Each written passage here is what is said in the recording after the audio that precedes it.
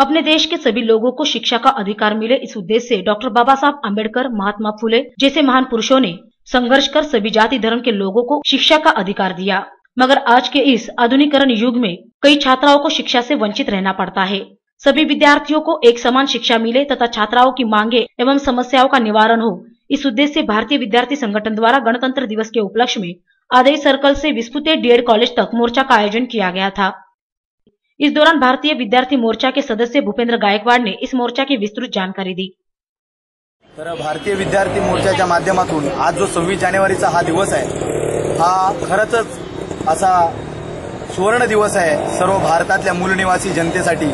Maratha, OBC, SC, ST, NT, DNT, VJNT त्यात सर्व आमच्या आगरी, कराडी, कोळी बांधव या सर्व बांधवांना, मायनॉरिटीजला, मुस्लिम, जैन, ख्रिश्चन, शीख या सर्व लोकांना संविधानिक अधिकार मिळाले।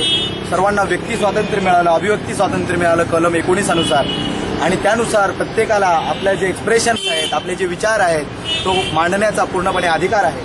आणि त्याच माध्यमातून 26 जानेवारी हा अधिकार दिवस आहे। तर आम्ही आमचा विद्यार्थ्यांचा जो अधिकार या देशामध्ये आमच्या विद्यार्थ्यांना मिळतच नाही, त्यांना शिक्षण हे योग्य पद्धतीने आणि उच्च दर्जाचं मिळत नाहीये। शिक्षणाच्या काळ्या बाजाराच्या माध्यमातून, खाजगीकरणाच्या काळ्या बाजाराच्या माध्यमातून सरकारी शाळा बंद केलेल्या जात आहेत। ज्या सरकारी शाळांमधून आमचा अधिकारी वर्ग निर्माण झाला, आजचा IAS IPS अधिकारी वर्ग निर्माण झाला आणि तो पुन्हा होऊ नये, मूल निवासी मराठा, ओबीसी, एससी, एसटी मधून अधिकारी वर्ग निर्माण होऊ नये म्हणून या देशातल्या प्रस्थापित व्यवस्थेने या देशामधल्या सर्व शिक्षण व्यवस्था या खाजगी करण्याचं काम केलं आणि त्याच्यामधून जो शिक्षणाचा दर्जा आहे तो खालवण्याचं काम केलं। तर भारतीय विद्यार्थी मोर्चाचा हाच अजेंडा असेल की शिक्षणाचा जो दर्जा आहे, आम्ही ज्या घोषणा देतो त्या माध्यमातून पण हेच आहे की आम्ही शिक्षणाचा दर्जा उंचवायला सांगतोय। सर्व महापुरुषांची विचारधारा आणि खऱ्या महापुरुषांची, मूल निवासी महापुरुषांची विचारधारा विद्यार्थ्यांना अभ्यासक्रमातून शिकवली जात नाही, ती शिकवावी।